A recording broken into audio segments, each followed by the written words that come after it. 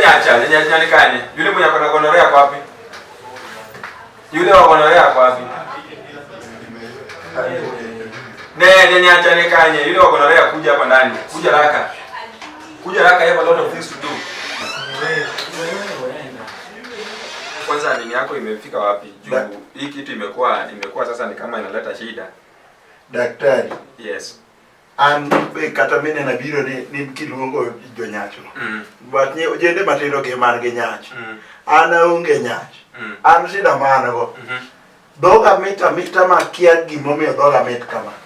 Kachako chiemo kinyi. Tadwa na chiema ma dogo ok chung nyako dhiambo. To yieng bende ok yieng.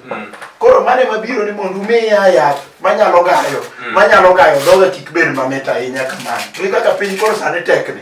Otama. Do neno kata asika chiema to yieng to ok yieng. Yieng to tama. To achiemo doga mit makata sani be ine kata gimoro kanyo miya bile kan. Awinjo mana ka doga dwa na deal gi moro.